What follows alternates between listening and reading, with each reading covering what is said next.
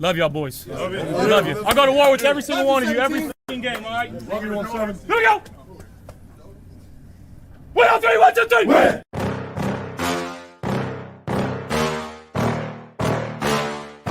Yeah. Please tell me that I can't, that I won't, that I fail, that I'll never make it out, yeah. Please tell me all the bad, never good, fill my head full of every single doubt, yeah. Please say any negative thoughts, I pop off when I hear people say I cannot. I get off to the thought of proving everyone wrong, I won't stop to the top, so you better back off and get lost. I'ma stay loud, stay proud, never running out, never heading south. I'll be spreading out, call it word of mouth, can't put me down, I'll be getting loud. You can have me doubts, not what I'm about, have your fucking clout, it be raining now, I keep making sound, go another round, bitch I'm legend bound, can't stop me now. You don't wanna fuck with me, a slow burn like a disease. Just tell me that I can and show you things that you couldn't believe.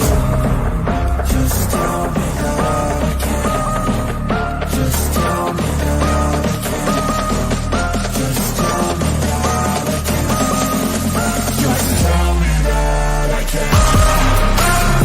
can. It's showtime. Welcome to Friday Night Lights. I'm your host, Tommy, to the highest degree, to the TOP, from the 313. By my side is my main man, my Toucan Sam, the one they call the Apex Man. Mr. Mikey, he'll be here soon. And yes, if you guys don't know, that is the Apex Man. That's Mr. Mikey. That's my co-host. He'll be on here shortly. Let's get to some of you guys' chat real quick before I get going. Team is done, says Scott Blakely. Yeah, I hear you. Weston Brewster, Scott is ready to throw in the towel. And, hey, Weston, he's not alone, man. Now we got to sit with Mini Bai in our crawl for 10 days. Yes, we do, Scott, unfortunately. Even if they get a low seed, they aren't winning shit this year. Horrible on both sides of the ball. This team is soft. Yes, yes. Yeah. I don't know if you got the reference there, but... the season is kind of like that movie, right? Like we are all amped up to get to that theme park, right? And we get there and we park and we're running and it's a total letdown. Closed. And that's what the Buffalo Bills are doing to us. They're closed for the season. I mean, honestly, it feels that way. Like, what are we watching? Every week it's a different Bills team. I have no idea what we're going to get next week. I can't tell you. I have no idea. That game was tough to watch, sad and disappointed with this team. And you're not alone. You're not alone at all with your feelings. So your swore brother Jose, Bean, and McDermott had their shot. If they don't get a Super Bowl this year, it's never happening. We are wasting Allen's career. Absolutely. Good evening to Mafia. Tommy, good. How you doing, Sandra? Appreciate you rocking with us.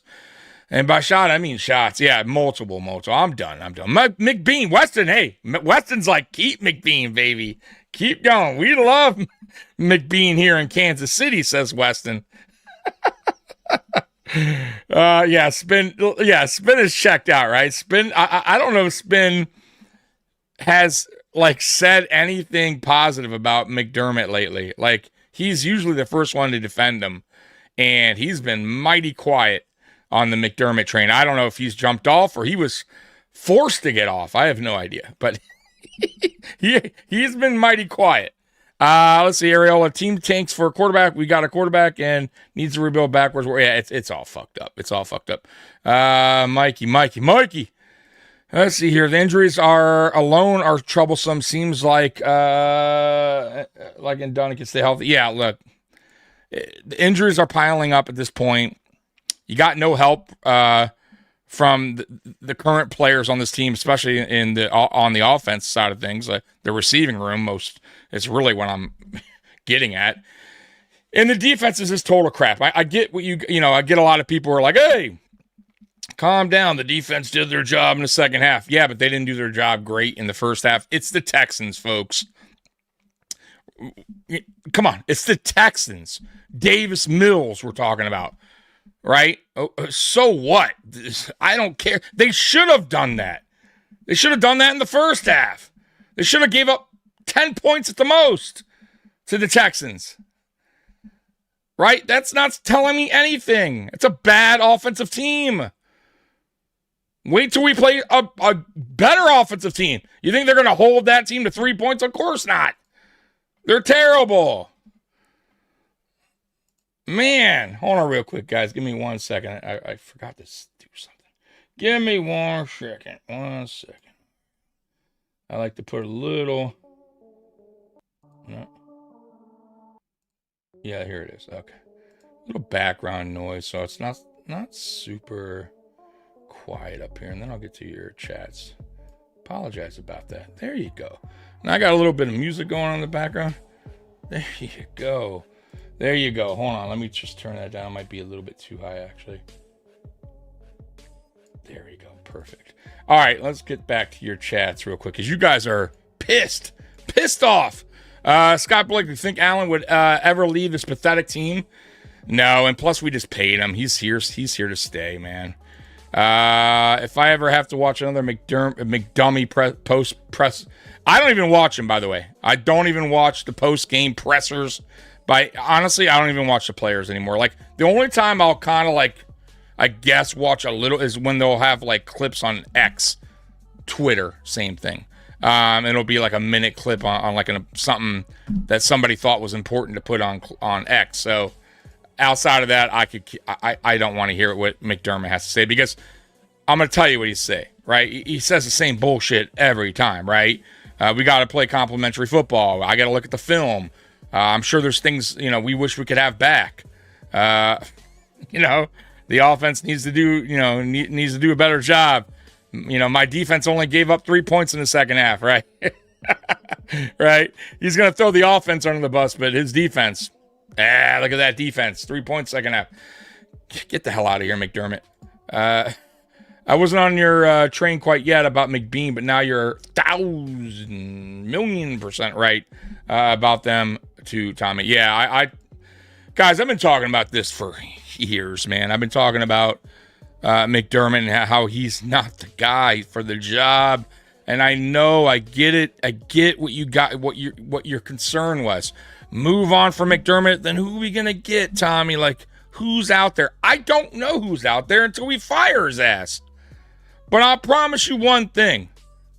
Whoever we bring in here is going to still get this team to the playoffs because really, Josh Allen alone has gotten this team to the playoffs. It really has not been a McDermott, because of McDermott and his awesome coaching skills is why this team gets to the playoffs. I'm not saying he's a terrible coach, but I really don't think he's a great coach either. I think you can bring in an average to good coach, and he's going to get the same results, in my opinion.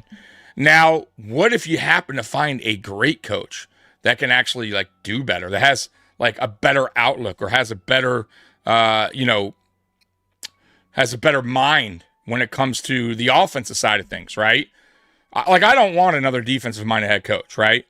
But a new voice in the room can't hurt either, right? We're 9 years into McDermott and his campfire stories. Dude, it's time, but guess what? I don't have say, and neither do you. It's Terry Bagula, and Terry Bagula is all about that bread, and he don't give a shit about what I say, what you say, what anyone says, right? As long as McDermott is winning games, and as long as Bill's Mafia continues to go to games and buy merchandise, he ain't. Why would he change? He's not. We know why he should. But yeah, and it's terrible because you're wasting away Josh Allen's prime, and before you know it, he'll be 35. I think he turns 31 in May. So what are we doing, right? And not to mention, this guy's prime's not going to be super long. I'm going to be honest with you guys. The guy takes big hits after big hit. Right? And he mans up, he gets up, he plays another play. But I'm going to tell you right now, that dude is hurting. That dude hurts. That dude is hurting every season.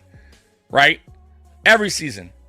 And that's why I don't blame him when he wants to get away from football and just, play some golf and just kind of chill out. Because, man, the dude takes, the dude takes an ass whooping every damn game.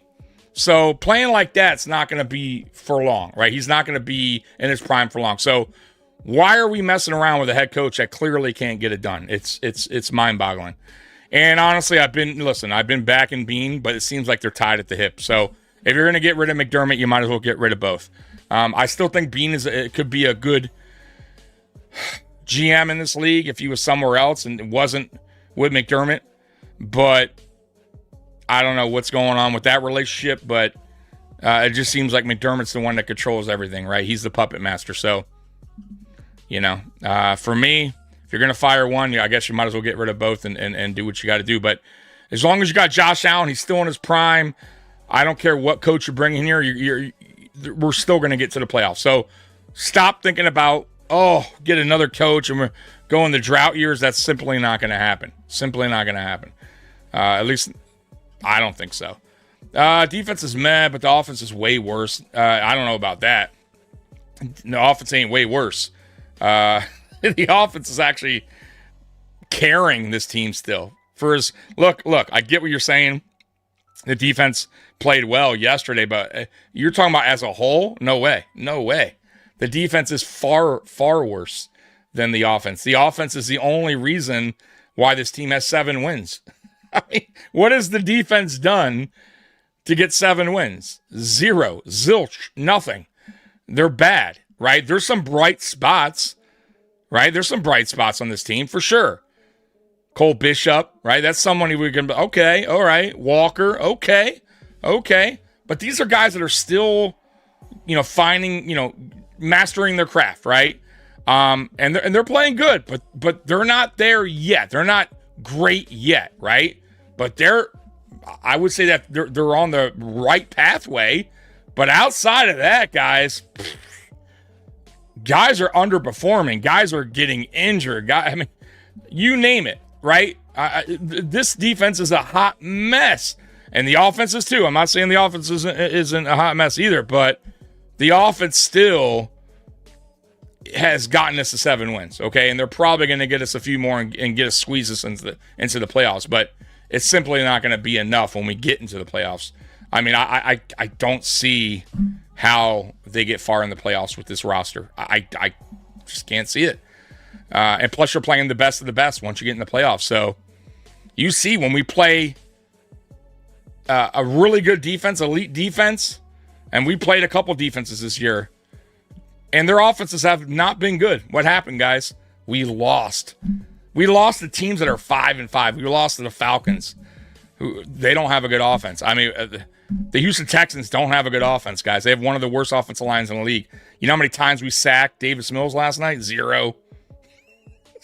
You know how many times Josh Allen got sacked last night? 8 times. Pressure 12, hit 12 times. My prediction is that in the response to the malpractice is the regime, McDermott and Bean will respond by bringing Cole Beasley and Mitch Morse out of retirement. Is Mike Ott still around? Yeah, a little music going on there. Yes, a retread. So, you know what, too? It drives me crazy, too, that they expect Josh Allen to turn water into wine with this roster, with this offense, right? And us as Bills fans, I get it. We're a little upset with Allen, right? He hasn't played his best ball this season. I get that. He's made some mistakes. I understand that. But guys, think about it. I don't know what you guys do for a living, but that would be like, I don't know. You're a taxi cab driver and they give you a fucking piece of shit car that keeps breaking down. But you're a really good driver. You're one of the best drivers around, right? You're Mr. Reliable. But guess what? If the car fucking doesn't drive right, yeah, you're probably gonna make some mistakes, right? You're gonna probably be late. You're gonna probably right. You might even crash. I don't know, right? But that's my point. Like, once again, I get it. We got to critique him as well, but it's really unfair that they expected Josh Allen to turn water into wine with this fucking receiving room for the last 2 seasons. They got away with it last year, and defenses now go, oh, okay. We see the film now. We know what Joe Brady likes to do. Okay. Yeah, we got an answer for that. We got an answer for that because we don't trust your receivers. We know that they can't beat us in man coverage. Go ahead, try to beat us in man coverage. Press man, go ahead. I bet you won't. And the proof's in the pudding. So for Brandon Beane and Sean McDermott to think that's okay, to throw those type of receivers out there is sad. And the other point to that too is I don't think they're the worst receivers in the world, right? Those guys, Curtis Samuel, Elijah Moore, they've had better numbers elsewhere with by far worse quarterback play, right? By far. And yet they've done better, which is, why is that the case? Like, what's going on here? So my problem is this. Joe Brady clearly doesn't know how to make average good. Doesn't know how to make good great. He doesn't know how to scheme these guys up to put them in better positions to be successful on the football field. Have you seen his scheme? Have you seen his routes that he has running for these guys, right? They're terrible. They are awful. And by the way, when Mikey gets on here, I got about a 10-minute clip of a film breakdown of Josh Allen's sacks that he took against the Texans. And you're going to see exactly what I'm talking about when it comes to these receivers getting open, because guess what? They're not. And like I said, a little bit is their fault and a little bit is Brady's fault as well. Not understanding their strengths, not setting them up and putting them in better positions to be successful. And I just think I think the problem is a combination of a lot of things. I think McDermott wants a certain style, and Brady's just trying to do the best he can, but he's also failing at it, right? So, if you wanted the job, you agreed to take the job. So you can't say now, I can't give you the excuse that this isn't what you like doing. You did something different in LSU. Look, man, in Carolina, they wanted you to run the ball as well, right? Same kind of coach, right? Run, the defensive-minded head coach who wants to run the ball. And you failed there. You failed here. So, or you are failing. And this is probably going to be your last year. McDermott was asked today if he's ready to move on or something like that. A question for Brady, if he's ready to move on or whatever. He said no, of course. He also said that about Ken Dorsey, and he was very adamant about it and very angry that reporters kept asking him about Ken Dorsey, and he fired Ken Dorsey like 2 games later. So there's that. Do I think you'll fire Joe Brady this far into the season? No. But clearly there's a disconnect, and clearly he's not happy with what's going on. But I once again, though, McDermott, you complained about last week. You didn't like last week's offense. You didn't like how, we were taking more chances downfield and the score was so high and back and forth or whatever. But it shouldn't have been back and forth. How about if your defense actually does something? And maybe we just score 44 points and their offense scores, 14, 13, right? And we just blow them out. Why does the offense have to cater to your defense, your sorry-ass defense? It's mind-boggling. So now we go to this week and we play the Texans and we do everything the opposite, right? We don't take any deep shots. We took one to Gabe Davis at the end. That was an incompletion. But why aren't you trying a couple more shots downfield? I thought they were. I thought they, I got suckered in from last week, but no, they did not. Let me get to some of your comments. I'm sorry about that if I'm a little behind. Bills predictions the next games. Loss to the Steelers. Win against the Bengals. Win against the Patriots. Win against the Browns. Loss to the Eagles. Win against the Jets. Bills 11-6. I have it a little bit different. The Bills are such a fucking weird team. They really are. I have them beating Pittsburgh. They're going to have a nice break. I think they could beat them. The Bengals at home, I think it'll be a shootout. I think they can win that game. I'm not confident that they'll beat the Patriots. On the road, the Patriots are riding high right now. A lot of confidence. and Drake May. Their offense is clicking. Their defense is getting better. I would count that as a loss. I'm not confident in that game. Can we beat them? Sure. But the way we're playing right now, which is so up and down, on the road for a team that's really on fire right now, clicking, all right, on all cylinders, I think we lose that game. I think we beat the Browns. We lose against the Eagles. And we beat the Jets. So that's where I have it. So what would that put us? That would put us at 8 wins against the Steelers, 9 against the Bengals. A loss against the Patriots puts us at, what are we now? 7-4. That would be 8, 9, 9-4. We beat the Browns. It's 10-4. We lose against the Eagles, 10-5. Or 10-6, and then we win against the Jets. So 11-6 is where I would have it. So I have us the same record as you. I just have the games a little mixed up, a little bit different. Oh, I take Gruden in a heartbeat, without question. There wouldn't even be. I wouldn't even think twice. Brian Daboll, yeah, he's available, but Sean McDermott and Brian Daboll have a bad relationship, so that's not going to happen, unfortunately. I would take him back in a heartbeat as OC. No question. And Gruden, absolutely. Without a doubt. Like I would absolutely. If Gruden somehow talked to Terry Bagula on the low and said, hey, I'm just letting you know, I am sitting over here doing film reviews. I think you guys could use my help. I think you guys could use my services. Just saying.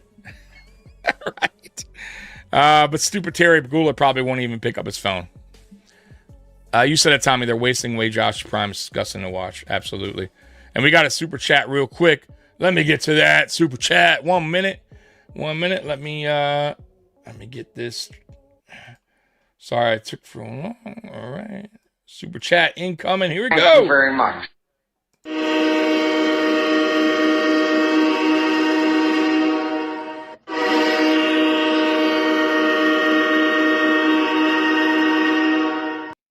Hey, thank you so much for the super chat, man. I appreciate you.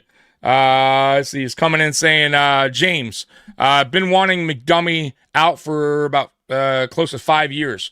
We could have had Vrabel 2 years ago. You think that would have been an upgrade? Yeah, absolutely. I mean, McVay was available. Not McVay. Peyton was available as well not too long ago. So once again, that kind of just goes to my point where the Bills just ain't. They're just not moving on, man. I got another super chat here coming in. Let me get to that real quick, too. Apologize. Let me get to that. Hold on real quick. All right. Thank you very much.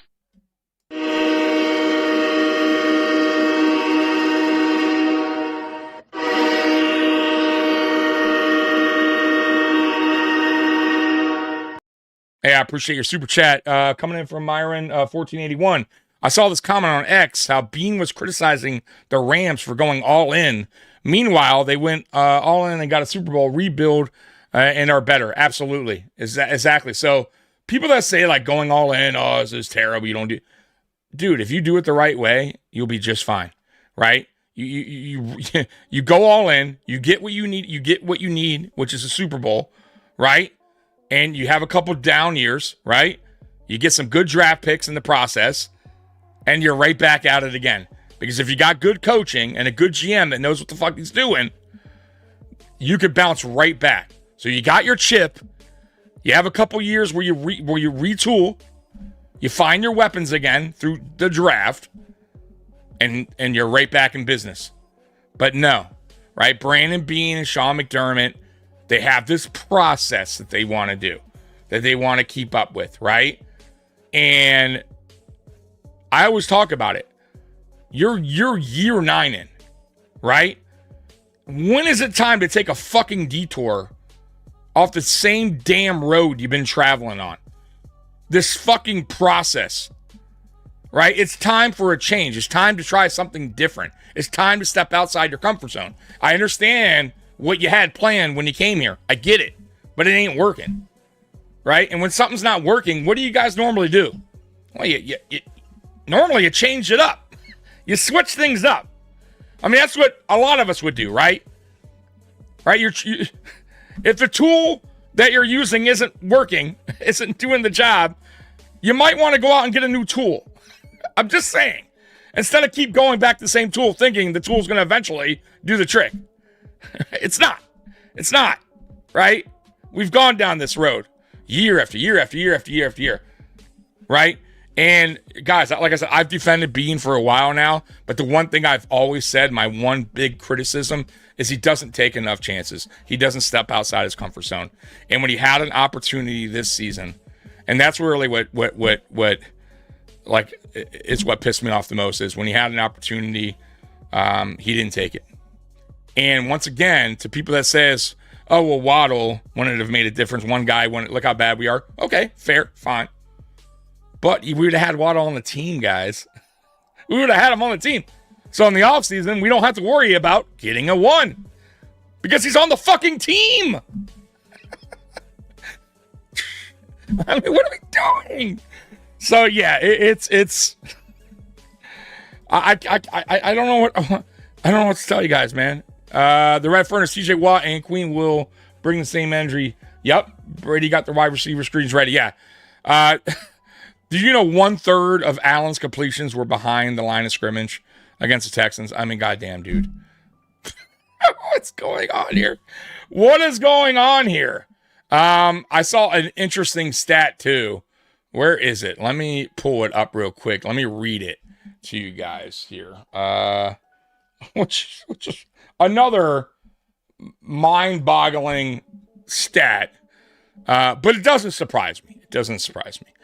Okay, so in last night's game, through 3 quarters, 68.7% were design runs on first down.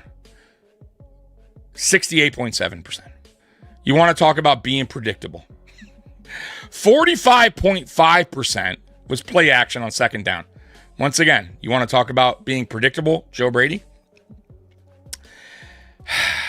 Mostly the same sequence, run, then play action pass until the last play on the third quarter, first down play action. Buffalo, 57.3%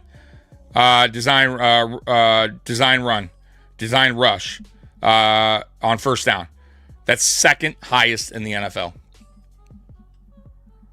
Yeah. So that tells you everything you need to know right there. Joe Brady, Mr. Predictability. I mean, is that his new nickname? Mr. Predictable? Is that what we're going to have to call Joe Brady from now on? Mr. Predictable upstairs calling the plays? Because that's what he's turning into. I mean, how many times are you going to run the fucking screen pass to Khalil Shakir? The Texans are like, oh, okay, we know what's happening here. Thank you. You're going to Shakir, wide screen, bubble screen to Shakir? Okay. Yeah, go ahead and do that real quick. Oh, okay. We're going to go ahead and tackle him for a loss. You know, do you want to run that again? Oh, you do? Okay, thank you. Brady, come on, man. How many mesh concepts are you going to run? Over and over and over. Defenses see that. Do you remember? I forget what team we played, and they're like, "Man, yeah, like we seen on film. It's we know exactly what they were gonna do. Like it's like, what the fuck, man? Like we're so predictable at times. It's mind-boggling, man. This is the best you can do with the guys you have out there. I'm not saying they're the best. I just was saying they're not the greatest, but they're not the worst either. I've seen way worse. Everybody eats. Yeah. They're all fucking anorexic. You want to know how the everyone eats is working here? By the way, guys, how phenomenal it's working. Here's our receiving for the year. Average, right? Per game. Khalil, our number one is Dalton Kincaid at 56 a game. 51.3 for Shakir. 36.7 for Coleman. Palmer at 34. Cook at 18. Knox at 17. Shavers at 15. Johnson 14. Hawes 12. Elijah Moore 12. Curtis Samuel 13. Gabe Davis 31. But I'm not going to really include him because he's only had a couple catches, right? Our leading receivers, Khalil Shakir, through 12 weeks, 564, 3 touchdowns. Kincaid, 448. He's played 8 games. Obviously, he's missed a couple games here. But, so 11 games played for Shakir, 564. Kincaid, 8 games played, 448. Coleman, 9 games, 330. Yikes. Fucking yikes. Palmer, the big signing of the offseason. Right? The guy that's supposed to, get separation. Remember that? Right?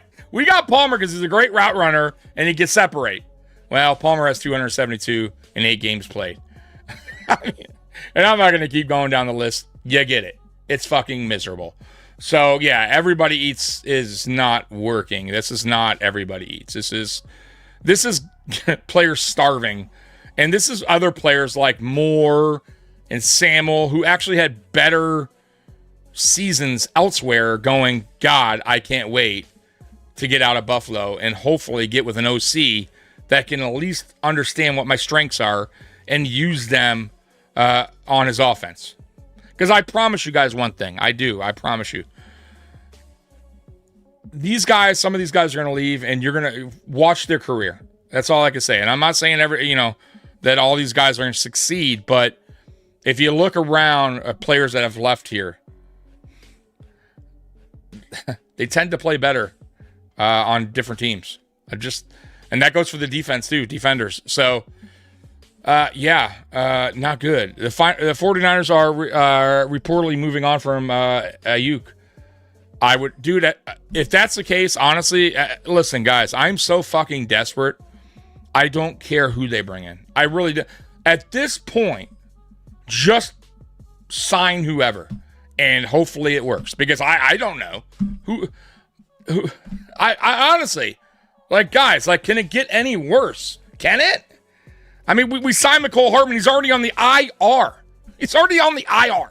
Okay, so, go ahead and, get rid of McCole Hardman and sign, I don't know. I guess if he's cut, sure, why not? If, Brandon Cooks is a free agent. Yeah, why not? I mean, I know he's washed up, but hey, so is the rest of our fucking receivers. Bring them on board. OBJ, still got a catch in you? A couple catches in you? Come on, man. Come on board. Dude, we're desperate. Guys, we are. And I'm not saying that these are people are going to save the season. Not saying that at all. But who cares at this point? Who really cares? Right? So it's crazy, guys. It's absolutely wild. That we're to this point right now that we're talking about what players are available in free agency, receivers that is, and shit, even defense, because we got a lot of guys banged up. Going into week 13, right, against Pittsburgh next week, who can we pick up? Who's out there? Who can help out?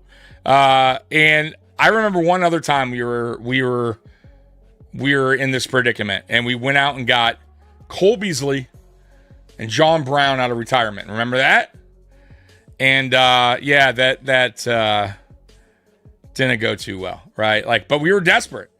And when you're desperate, you kind of make desperate decisions, right? And at this point, honestly, if I'm Brandon Beane, look, you fucked up already. You fucked up. You didn't make the trade, right? That ship has sailed.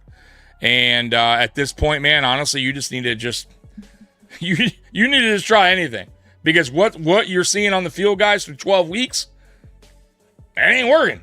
It ain't working. Now, we are getting Kincaid back soon, right? But Kincaid's always hurt anyway. Kincaid comes back, he plays a couple good games. Story of this guy's career so far. Can't stay healthy. I mean, really, it's the story of a lot of Buffalo Bills players. Can't stay healthy. What up, G-Pick? What up? What up? Man, we got some pretty cool Chiefs fans that come in here, man. I gotta shout them out, man. They're at Weston, G-Pick. Good dudes, man. They could be in here just trolling the shit out of me, which, I'm sure I'm gonna get here and there. But good dudes, man. I appreciate you guys, man. Watching Josh was like watching someone get jumped. bro, he was taking some massive hits, man. I really felt for that dude, man. I really, really do, man. People really don't understand, man. Like, this dude is he's as tough as it gets, man. But that being said, the dude is human, man. The dude is human, like us. He's not a robot, right? These hits are gonna add up. He's gonna start feeling them, right? He's gonna start getting that shoulder's gonna start getting sore and sore, right? That wrist is who knows what's going on there now, right? He had that problem last year. Remember when he went scored the touchdown? He had a problem laying on his hand wrong. Like, you know, he's already had shoulder issues. You remember his rookie season? He got tackled. He missed 4 games, I believe it was. You know, they keep fucking around. They're going to find out real quick what life is like without Josh Allen. And everyone out here that's talking bad about Josh Allen, and look, once again, I'm not saying that he's been perfect, but everyone out there talking shit about Josh Allen, like we could do so much better or whatever the fuck, you're gonna find out hopefully not, but the day that Josh Allen for some reason can't play, you're gonna find out real quick what this team is without him, and that's going to be a really, really, really bad football team. You think this is bad? Psh. I'm gonna tell you right now. So they better, y'all better be real careful. Choose your words wisely when it comes to our quarterback, because he's the only thing we got going. I mean, James Cook, I'll add him to the list too. You know, I was totally wrong about James Cook. You know what I mean? Let him cook, right? So, listen, man. Outside of that, though, it ain't been good. And I feel like we're doing the man dirty. We're doing him really dirty, man. And shame on them. Shame on them. And honestly, man, to some of Bill's Mafia who wants to, like I said, who wants to criticize him to the extreme. I'm not saying he can't, but to the extreme. Do you guys really know what's going on? Are you really watching? Are you really understanding what Josh is going through right now? Because I'm going to show you tonight. I got a nice 10-minute clip. I'm just waiting for Mikey to hop on. Mikey's running a little bit late. Mikey said 8:30. You know what I mean? It's fucking 8:30. So everybody eats turns into Texans buffet of sacks. It does. Mikey, I'm going to wait for you to play this clip. Chiefs Texans going to be a good one. Yeah, it will be. Wow, you guys would crush with Gruden. For sure, dude. Gruden... the only thing I can think of is he's just being blacklisted from the NFL for I think he's suing the NFL or something like that. So, outside of that, I'm shocked he doesn't have a job. So I think it's more about so much like whatever's going on with the NFL and him. I think owners obviously side with Roger Goodell, right? You know that, right? So the owners are buddy with Goodell, right? They work hand in hand. So I'm sure if Goodell says this dude's blacklisted for a little bit, don't you be going out and hiring John Gruden. These owners are gonna oblige. So there's a reason why this dude has not been picked up by any team. So and he's available. He could absolutely coach. So there's more to the story with that. And I think that's another reason why he's suing the NFL. So, the only way you guys make it through Super Bowl is fire McDermott. Same for us, Harbaugh. I gotta go. Yeah, dude, I like Harbaugh. You know, like the one thing I'll say about, so I'm guessing you're a Ravens fan. The one thing I'll say about Harbaugh is at least he has a Super Bowl. Unless you're talking about the Chargers, right? I don't know which one you're. There's 2 of them, but at least he has that he has that, right? At least Ravens fans can go, you know what? Damn, it's been a while, but he has been there before and he's won it. You know, same with Tomlin. And I think that's why like Steeler fans are so patient with him, and the owners are so willing to be patient and have a leash, right? A long leash when it comes to Mike Tomlin and Harbaugh in Baltimore, because they got them what they wanted, right? They brung home a Super Bowl. But yeah, I kind of agree in the sense where, what have you done for me lately? And it's been a long time. You probably got to move on eventually. You can't just keep harping about the past. But Sean McDermott hasn't even won one. He hasn't even gone to one. And I kept saying this over and over. If Sean McDermott even got to a Super Bowl, even got there. Let's say we got there 4 years ago, 4 years ago, and we didn't win. I would still probably be on the fire McDermott, but I still might hold out maybe a little and go, maybe he can get back, right? He knows how to get there at least, right? There's a possibility, right? But he hasn't even done that. So because he hasn't done that, I definitely don't want, I'm definitely done.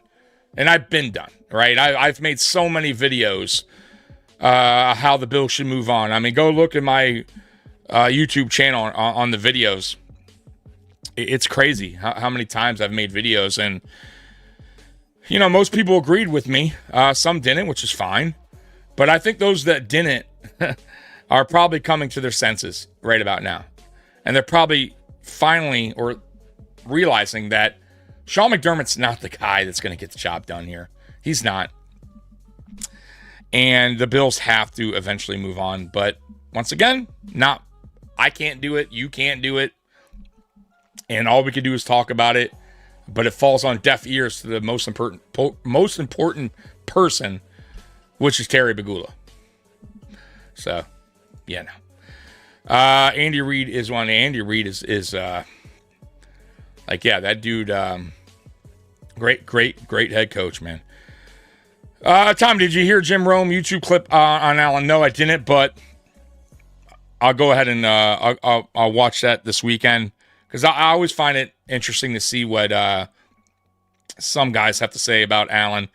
I like Colin Cowherd a lot, and he usually speaks the truth when it comes to Allen and this team and McDermott. He's actually been saying it for a while. About how McDermott is just not the guy to get the job done. He's a good coach, but he's not a great coach. He's a coach that's reached the ceiling. He's a defensive-minded head coach that when the offense is playing like this, he just has no answer, right? And he doesn't know how to fix it because that's not his specialty. And on the flip side, his specialty is defense, and his defense has been trash for years. So if this was just an offensive problem, guys, and our defense has just been like balling out over the last 3 seasons or so, I say, okay, all right, it's probably just strictly Joe Brady, and McDermott made a mistake, and McDermott needs to be a head coach and fire his ass.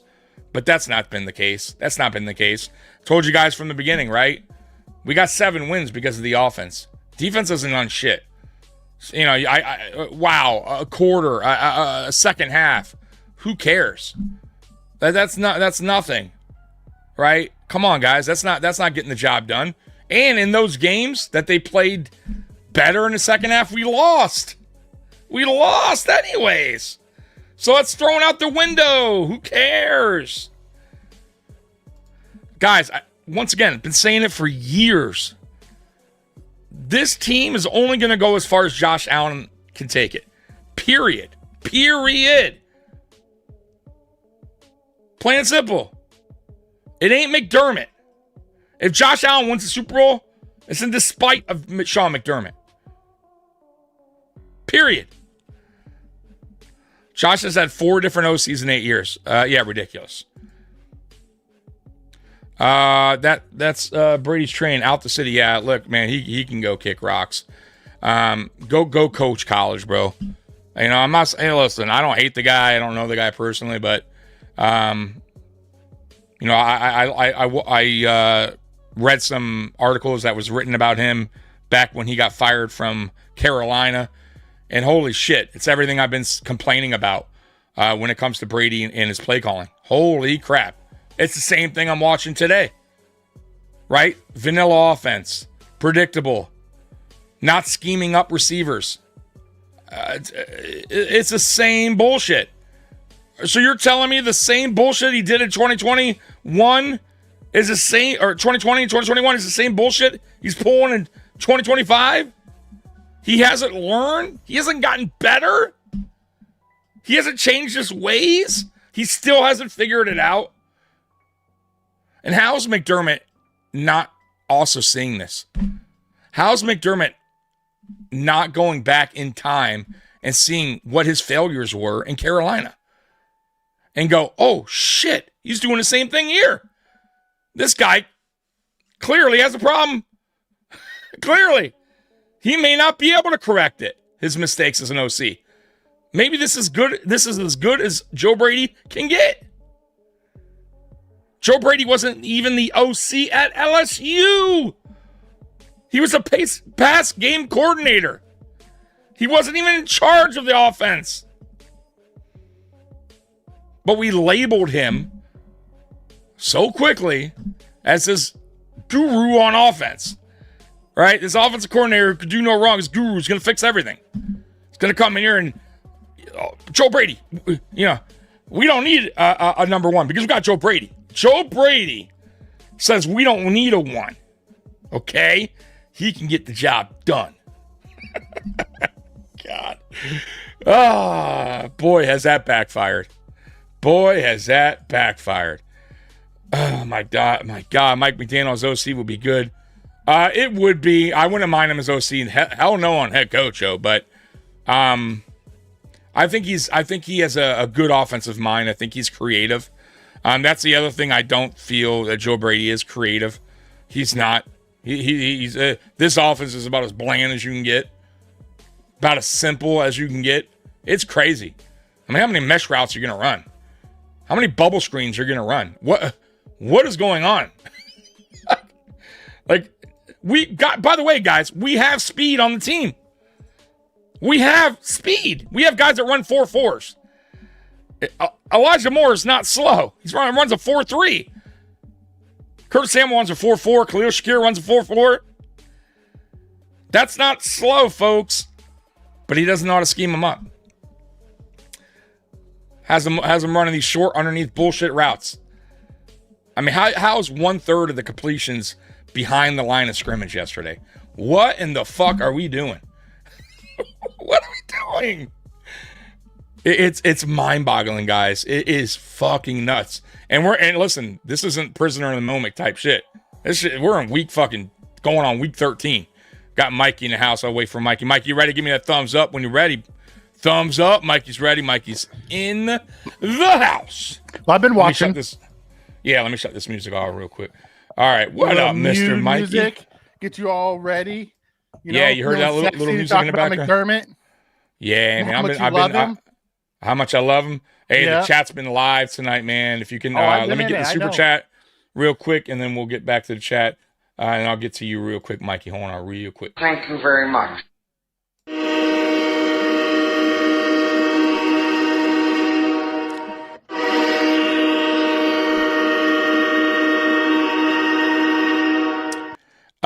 Coming in, Triggs, McDermott meddling has ruined this offense, period. And I agree. I'm 100% with that, and that's kind of why I'm not I'm not a fan of Joe Brady. I don't think he's the greatest OC in the world, but I also think McDermott plays a little bit of part of that as well, for sure, 1,000%. Yeah, just a little bit. McDermott has his hands all over this team, right? His hands are in the cookie jar. He can't even fix his fucking defense. I don't want him touching the offense at all. Stay the fuck away. And he won't. He wants it this way. You heard him last week or after the win versus the Bucks. That's not the type of game he wants. He doesn't want a high scoring game. Well, you know what? Fucking McDermott. Maybe we do. And maybe if your defense were to do its fucking job, we win 44-13 or 44-16, right? Maybe it's not a fucking shootout. And then we go to this bullshit game where we scored 12 points offensively. That's what you want, right? And your defense still gave up 20, right? Regardless of how great they did in the second half, we still lose the game 23-19. So it doesn't matter. The times your defense actually started showing up, the game's already done. The offense is already behind. You failed. So it's wild. But Mikey, I do have some 10-minute clip. I do want to show you. I was waiting. I purposely waited for you. To show a clip? I did. A film breakdown. It's great. It's a perfect job. It's basically Allen's. Unmonetized again, aren't you? Nah. So it's Allen's it's Allen's getting sacked, right? The plays that he was sacked. Oh. Really interesting. And I don't this know if I goes. want to watch that. No, you know, it's no the you're gonna ugliness have to. again. I watched I it last know. night. I get it. All right, so I'm gonna go to this. Y'all know who this is, so let's go ahead and Rock show. yeah. So let's go A ahead and flip-flopper.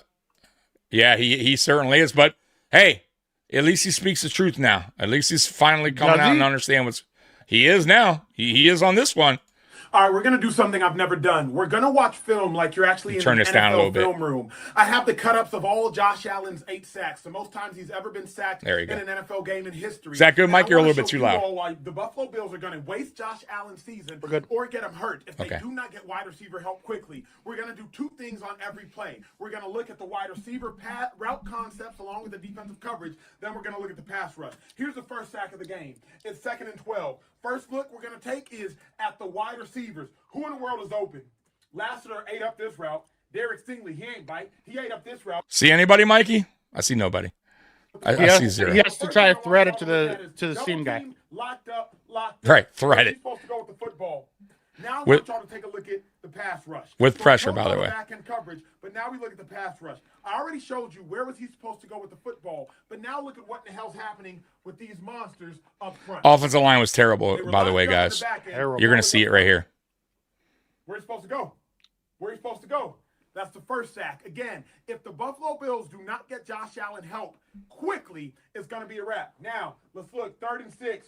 Man coverage is all the Texans played the entirety of the time. They played press man coverage or pattern match man coverage. Where he's supposed to go with the football? Where is he supposed to go with the football? Where is he supposed to go with the football? Where is he supposed to go with the football? Everybody's locked up. Locked up top. Locked up down low. Double move. I ain't biting on no double moves. If you don't threaten these Texans DBs, where Josh supposed to go? Now let's look at the rush. Showing y'all 2 angles. Again, we're really in the film room. This is how they really do it in college film rooms. There's NFL film rooms. We look at cut-ups, and we look at where in the hell he's supposed to go with the football. Now look at the pass rush. Mm-hmm. Look at the pass rush. I already told y'all where Josh was supposed to go. You looked at it. Now take a look at the pass rush. Beats him. Boom. Where'd Josh go? Josh has nowhere to go with the football. Will Anderson, just an absolute monster on this play. Just an absolute monster on this play. That's the 2nd sack again. I got some important information. Let me forward for this y'all. part. There's no better Give place me to 1 look minute. at while watching sports than Prize Picks. For lineups. He's still jamming him to this day. Like as we speak right now, Derek Stingley is still currently jamming that receiver. Lassiter, he done ran a route for him. Watch this under route. Lassiter, he ran that route for him. He's jamming Where is him. Josh supposed to He's go with 10 the yards football? downfield. That's Covered. illegal Everybody contact. locked up. Now let's take a look at the pass rush. Again, I'm not making excuses for Josh Allen. Y'all are smart. You all tell me what Josh is supposed to do here. Watch him hunt. Watch him hunt. Specifically, watch the new hunter on this play. Smoke Sit the hell Brown. down. Sit the hell down. You got Texans players jumping over teammates to get sacks. And where was Josh supposed to go with the football? This is not making excuses for Josh Allen. This is watching the tape. Every play, press man, look at this. Look at how this. slow they are I off mean, the every line, play, too. the Texans are like, Oh, we're gonna terrible. at least Yeah. make it seem like we're impressed. That's what I mean about This play, when I talk about Derek Stingley brings the cornerback. separation hell early up. in routes. They don't get them. He ain't got out his route. And Look. this dude in man coverage on the fullback picked up Derek Stingley, add on blitz. There's nobody, Where dude. is Josh Allen? There's supposed 2, to go 3 guys in the route. with the football? And they still I got won't to show him. you all the second angle of that Mhm. because the first angle was obvious enough. Here's a 5th sack. Once again, what the Texans in? Press, man, coverage. Let's see who's open. Well, shit, he ain't open. Well, he sure as hell ain't open. He sure as hell ain't open. So where is Josh Allen supposed to go with this football? Now let's take a look at the pass rush. Take a look at the top of the screen. This is Derek. Yeah, it's This is crazy not when you guys 400. look at it This is not- this is on the not film 400. review on the all 22 like this. Oh my god! I mean- everybody had a long. Look at day. Dion get Dodge smoked really here. Look at good. this. Spin move. Josh ain't got nowhere to go with the ball. Everybody had a long day. Take a look at the 6th one. Hold on. Run this back. Now the Bills are going to try to get a little bit tricky here. Again, We're in the film room. You and I, we're in the film room. Bills are going to try to get a little tricky here. Try to throw that pump bubble, hoping that Derek Stingley jumps on and you have an easy touchdown. No, Derek Stingley too smart. He bails. Plays 2-1. Body positions both of them. Where's Josh supposed to go with this ball, people? Like, where do you want Josh to go? You want Josh to go here with it? Nah. You want him to go here with it? Nah. Now let's look at the rush. Again, I'm not making this up. I'm not putting on a cape for Josh Allen. I'm watching tape. Watch right here. Everybody got it. Everybody on the Bills offense could get that work. Right tackle, left tackle. Sam Settle, I think that was right there. Everybody could get that work. Used Edwards. He don't know what Absolutely abused he them. don't know what to do. 7 sack.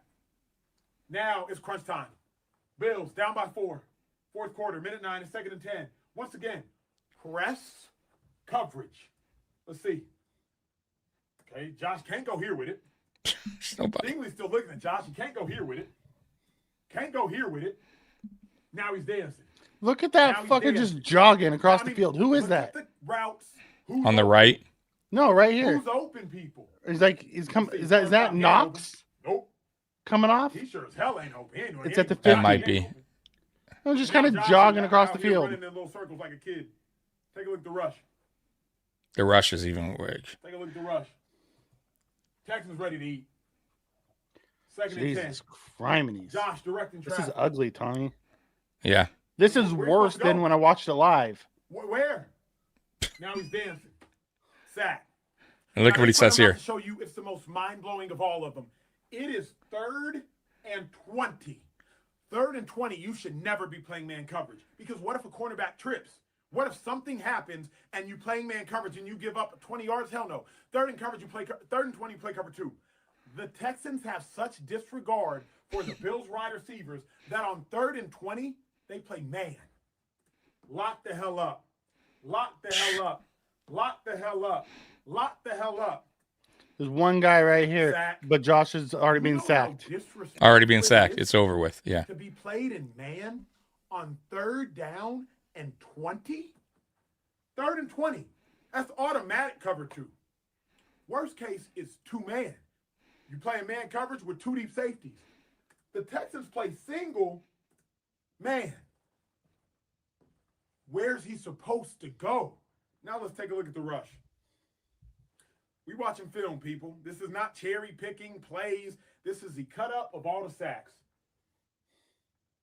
I showed y'all what the hell was happening on the back end. Now Look how quick they got there too, Mikey. I mean, Brown shouldn't even been in the game at this point.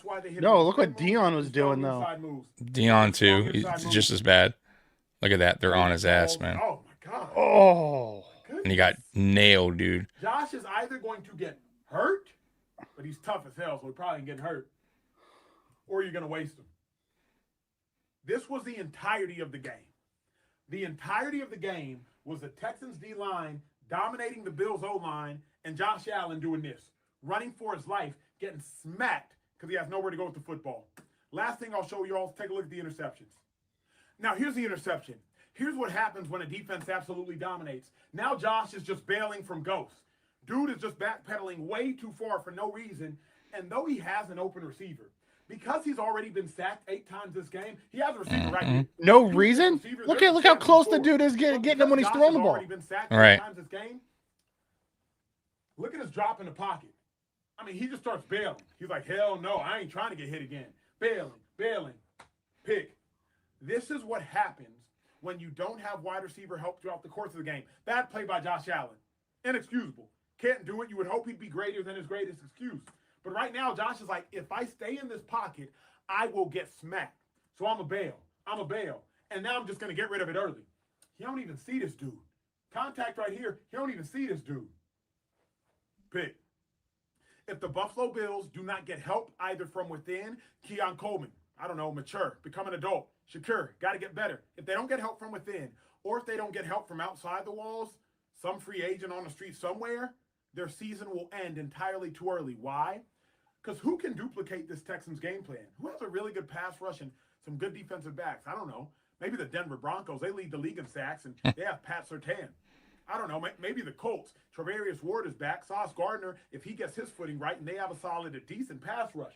there are several teams that can duplicate the Texans' game plan against the Bills. Play press, man coverage, and say, hey, find a receiver that can beat us. Yeah, go ahead. We dare you. We'll find pass rushers that can get after you. Bills are in trouble. A lot of it. And they better find a solution quickly. He's like, so now I don't want to watch this shit anymore. Turn it off. We had to see it. And I wanted to play that for you, and I wanted to play that. And I already know you knew, but I wanted to play that for the people that are watching this and understand. I'll be honest, that I never would have watched it because I don't like Acho. Yeah, I don't either, but I thought it was a really interesting breakdown. It was, and I didn't want to like break down every single play myself. So that might have been the work for me. Best breakdown I've seen of it so far. It was good. I thought it was really good. It showed you both sides, right? And Bills Mafia, like I said, I think you guys, the people that are a little bit too much on Allen, a little bit too harsh on Allen right now. Mm-hmm. I wanted you to see that to kind of understand what really is going on when you slow down the film, when you watch the All-22, how long he has to, like how much time does he have to throw the ball? Who's actually really open? Right. Who's actually even open? Nobody. You saw it. When defenses press man, when they play man coverage, we are in trouble. And that also falls on Joe Brady for the way he's scheming things up. Those routes are just, I don't think they're acceptable. They were also too long. They were too long. Where the hell is the slant? Right. Where's the slant? Right. A lot of mesh routes. 1/3 of the completions were behind. I'm fine with mesh, but where's but he ran them over and over. Where's the stop? You know, right. It took too long. Yeah. 1/3 of his completions were behind the line of scrimmage. Yeah, I saw that. Like, unacceptable. Cato, I told you all our center sucks. You all said it is fine. Edwards, Torrance, McGovern is ass. You can't look at that one film and say they're all ass. Like, if you only want to call them out, that's fine. Let's just call the whole freaking offensive line because our tackles were worse than our interior. Yeah, they were straight ass yesterday. They were bad. I thought as a group, as a unit, they all played poorly. But in the long haul of things, I don't think Torrance is ass. I think he's a guy that needs to get better. I think he will. He's still very young. So I don't think like that's a guy where like, oh, he's just going to be bad. I think that's a guy that can get better. I think Cromer still has work to do with him. Spencer Brown, the only problem with him is he doesn't have a long career ahead of him. Like he's just a guy that he's constantly going through things with the injury with his back, with his shoulder, whatever's going on there. Deion Dawkins is getting up there in age. Let's be honest with you. He's been in the league a little bit, right? And he's starting to, and he also doesn't show up every game. Yeah, I say let's not give Deion a pass because Deion. No, there's no pass. Does that shit all the time. Yeah, there's games he looks great, and there's games he looks like that. And that's it. Listen, if you can, Deion is a confident guy, and that's fine. But if you are saying, if you're telling people you are the best, you feel like you're the best tackle in the biz, then you got to be showing out every single game. Be Trent Williams.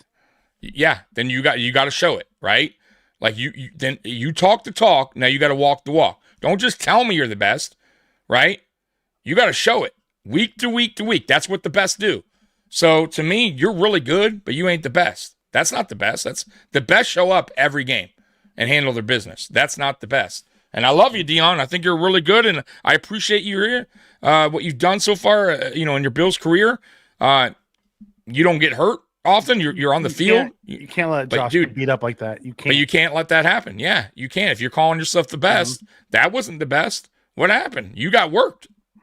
And you got worked. You and your pals got worked. You and your pals. Yep.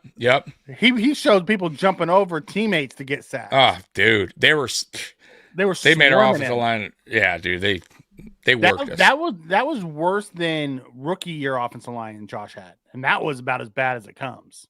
Yeah. No, that was. Keep your head up. Chiefs Bills AFC Championship game. Holy shit. Yeah.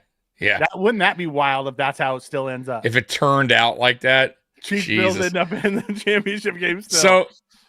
So, real quick, because I got to ask you, I was on with Dan Mitchell today, and Dan asked, he's like, okay, guys, like in the chat, he's like, we're gonna do a thing here. We're gonna list 5 reasons why you should still be optimistic. We're gonna list 5 things. Me and Dan. Ooh, 5 reasons to be optimistic about the Bills this season. Dude, I had the toughest time coming up with one. I couldn't even come up with the rest. I said Josh Allen's still playing football. I'll give you a couple that He came up with a couple, but go ahead. Yeah. Josh Allen, number 1. Yeah, that's what I said. Right? Yeah. James Cook, number 2. Okay, that's a James good Cook's one. lead. Yeah. Number 3, Mahomes, Burrow, and Lamar all today are sitting outside the playoffs. Right. So if we get in, we may not have to see any of those 3. Yeah. But that's where it ends. Yeah. I forgot what he said. He had one that was a decent one. I don't remember the one he said, but I'm like, okay, I guess. Oh, because we play good in December. He said something like our overall December at record this has point, been. I don't want to. But I don't care about exactly. I don't either. Past bullshit because in the past we've already started our run. Exactly. This team is so inconsistent. I have no idea what you get week to week. Right. You get the good Bills or do you get the bad Bills? Yep. And Cato, I'm not giving anybody a pass. I'll kick all their asses after yesterday. All of them. None of them. Oh, dude. Bishop, no, nobody. Walker, Cook. Those were the 3 that played well yesterday. Yeah, ain't nobody getting a pass from us, bro. Like that was Bishop, Walker, and Cook. They get passes. Yeah, that was a pathetic, another pathetic showing. And you know what's crazy? The team, this team. That's another thing too. In years past, we've had losses, of course. But I think this season, we've had more pathetic losses than we've had in years past. You know what I mean? Like where we just look like shit, like many games. You know what I mean? Like against, by the way, a bad team, like teams that aren't even that good. Like how are we losing to Mills and Penix and Tua? Like guys, mind you, a Dolphin team that we owned got spanked. This is bad. Our boy, the Red Furnace, is in the house tonight. He says, I got to bring KJ Handler in for more. Listen, forgot about Handler. More Samuel. Like, I didn't ever understood why we didn't use Hamlin. Honestly, I never understood why. Yeah. Like, he was so much like Isaiah McKenzie. Like, I don't understand why we don't use that. We never used that guy. But once again, it's another one of McDermott has guys, and he doesn't use them. Like, can't figure out a way to use them. Like, we couldn't use Tim Settle. Tim Settle looked like an all-pro last night whipping our ass. Oh, dude. And he loved it. He loved it. So funny. I don't know if that was he did the dog crawl after sacking Josh. We had Tim Settle's dad supposedly in our chat last night. Highly unlikely, but you never know. We did have a Tim Settle guy that came in a couple years back, and he did not like me. He did not like our comments. We on Tim a lot, but we did. I apologize if that was his dad. Yeah. I did say sorry. You know, at the end of the day, maybe it wasn't Tim and it was the scheme. Dude, aren't we learning things? A lot of things actually during this run and in this McBean run, this era that we're finding out. Like McDermott is the problem. We've been on that for a while. A real problem, but like, and then adding on some more things that he's doing that is like mind-boggling. Like with Tim Settle and Puna Ford and like guys that are leaving here playing better. It's crazy, man. Lee, to be honest, Dokken got a key to the city. Like, why doesn't he need to try now? He made it. Yeah. He's out there swerving. Yeah. Like this team's ego hit a brick wall. They were wearing red uniforms too. Like, I don't get it. Like, he was really good in Denver. He got hurt and then he got sick and then he came back and he just like hasn't really been latched on since. Like every time he went on the field for us, he was good. Yeah, I mean, you got to use them the correct way. You know what I mean? If you like, I see what somebody's saying that if Hamler is so good, he's still wide free agent. I get that. Look, we're not saying, once again, we're not saying Hamler would be the answer to all the problems we're having, but this kind of goes back to the receivers we still have here, like the receivers in house. We're just not. We have speed. We're just not using them properly, right? We're not using their strengths, right? And the only reason we bring up Hamler is because Hamler's one of those guys where he's very fast. You can use him in many different situations on offense, like a McKenzie role, like a McKenzie was when Brian Dable was here. McKenzie wasn't anything special. McKenzie actually is a lot like Hamler. But if you have an offensive-minded head coach, an offensive coordinator that knows what he's doing, that knows how to scheme those kind of players up, they can be effective, right? Cough. And Dable. Cough. Yep. Yeah. Dable wasn't the greatest play caller, but the dude could scheme. He could scheme. That's what I mean. He knew players' strengths and goes, okay, this guy does this well. He does this well. Okay, let's get McKenzie on this pop out. Let's do this. He's not obviously McKenzie was never a focal point, but McKenzie still could provide something on the field. He knew that, and that's why he was on the team. It was a different style. That's it. I don't understand the unwillingness to continue to try to put weapons around Josh. I think that's my biggest concern with. Oh, dude, with our management team is the unwillingness to invest in the weapons for Josh. Yeah, I said earlier. I don't know if you heard me, but it's like they want Josh Allen to turn water into wine. Yeah, and it's truly unfair. Like that's there's no quarterback. I looked around, Mikey. Every quarterback, even the ones that aren't that great, got reliable, at least a reliable one. They have somebody that's a reliable option to go to. Josh Allen really doesn't have that. I like Shakir, but come on, man, he's a slot, right? Where's our reliable option? Why aren't you surrounding him with talent? Why? It makes zero sense. Why do you feel it's okay, to throw him out there with subpar talent? And once again, if you do exactly, and you know what? I would be fine with it, Mikey. I'll be honest with you. I would be fine with it if you had a better OC who knew how to work with these players.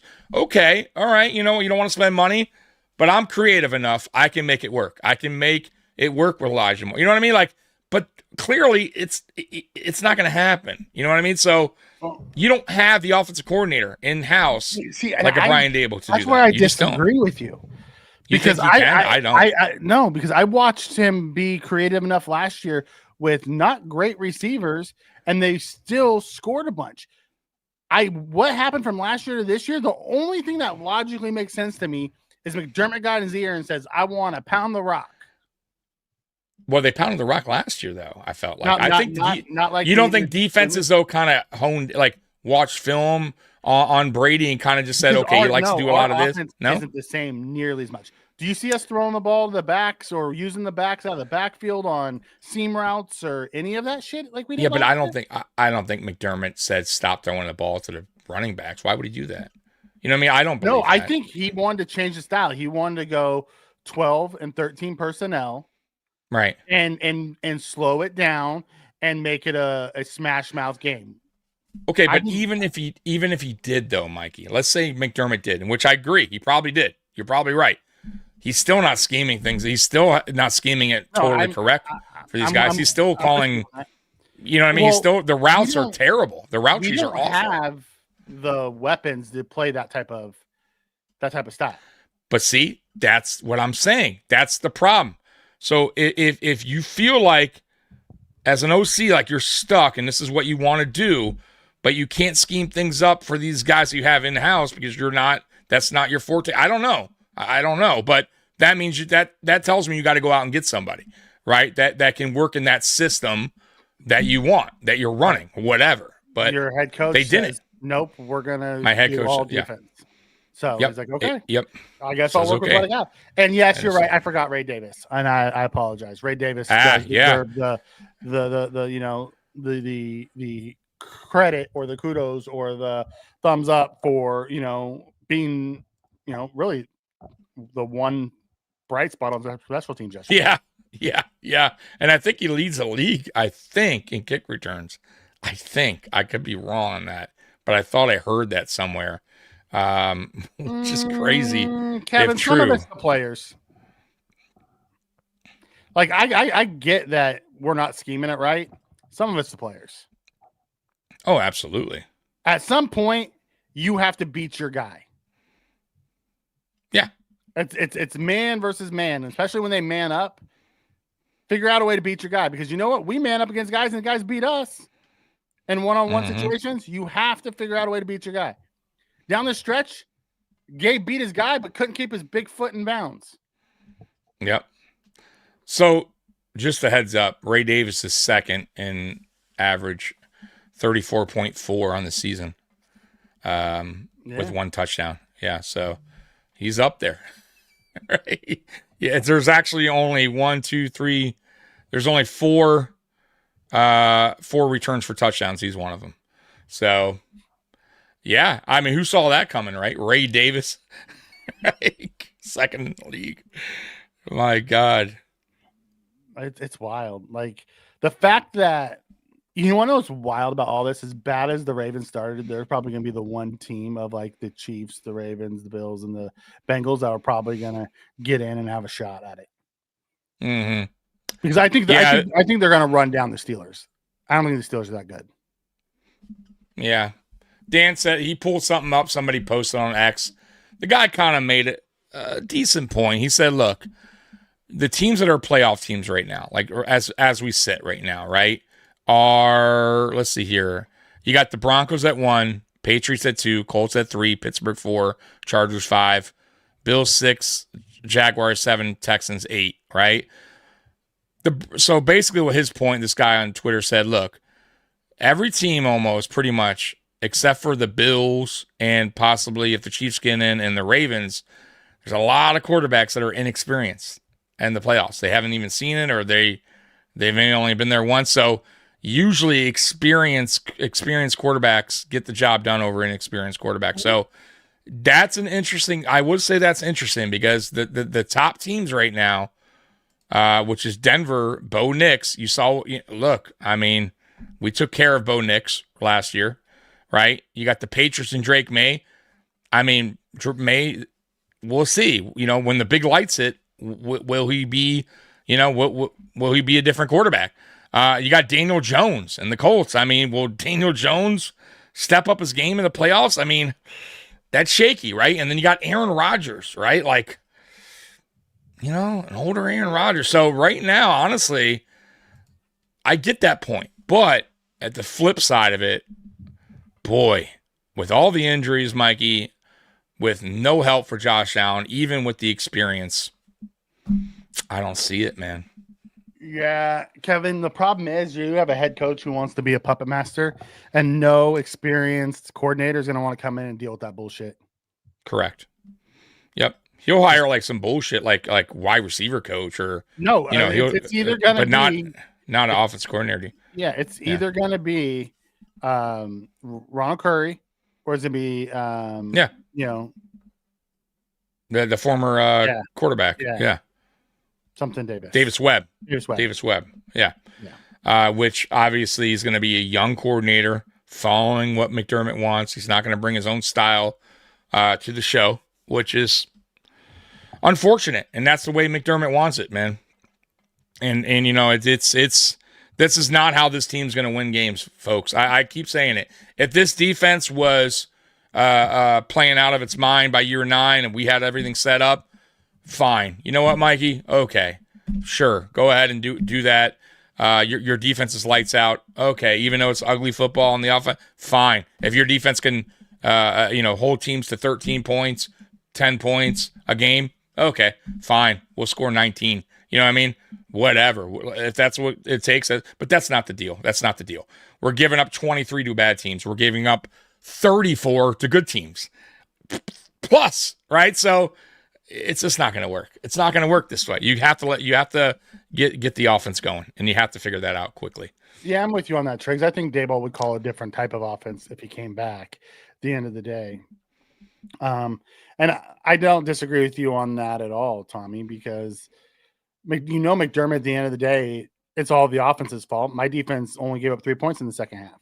Correct. Who cares that they gave up a really ugly end of the half after we take the lead, let them go right down the field, score a touchdown. We only gave up 3 points in the second half. The offense didn't do their job. Right. Yeah, it's all there. It's on them, man. They didn't play complimentary football. I mean, what else can my defense do? Golly, man. Yeah, the problem is, though, Walter, is we don't have any downfield weapons. Like, we brought in more.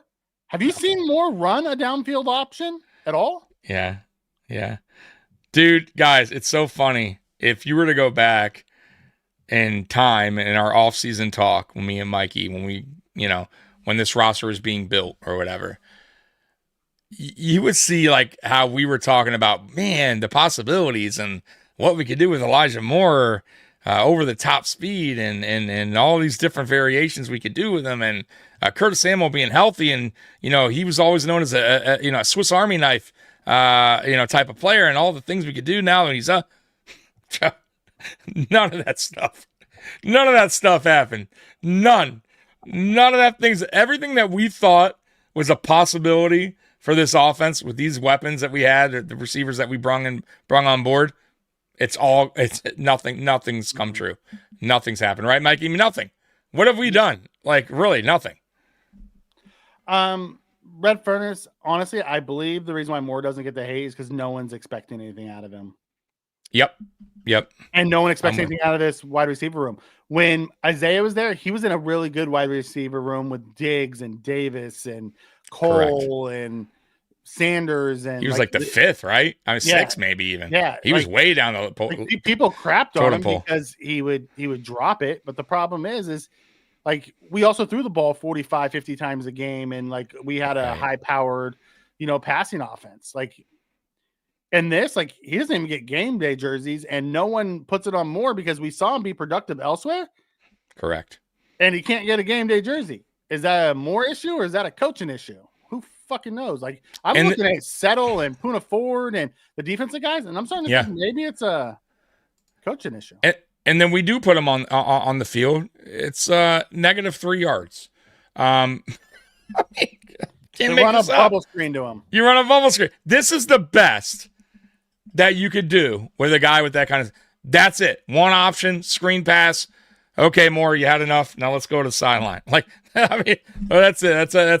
That's about as much as we're gonna throw your way today. It's crazy. It's craziness. How they're scheming things up for these guys. I don't agree with it at all. I don't think they're the worst receivers in the world. But like I said, if you can't work with them, then go out. You have to find somebody that's capable. Prove that. You're right. You don't have to, but we think they have to. Yeah, they're proving that. You don't have to.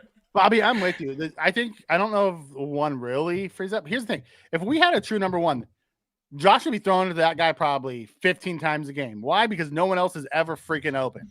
Right. And he was like, that guy's got a shot. Just give him the freaking shot. You know what I mean? That's all I want. It's like, it's wild how McDermott and Bean and this coaching staff has broken this passing game. Oh, dude, just tearing it apart. And I think it's a slow tear. It's like, I really saw it last year. I know you didn't, but I do feel like the Amari Cooper was kind of an example. I also feel like when we added the 1 year, when we added Brown and Beasley, it was kind of like there too. You could kind of tell we were Davis and Diggs weren't really doing it, so we brought them both back in, and it's like why didn't they learn their lesson then? If you think about it, right? Like, they don't. Do you want to get stuck in that predicament again? You know what I mean? And that's a growth mindset cliche that he has. They never grow their fucking mindset.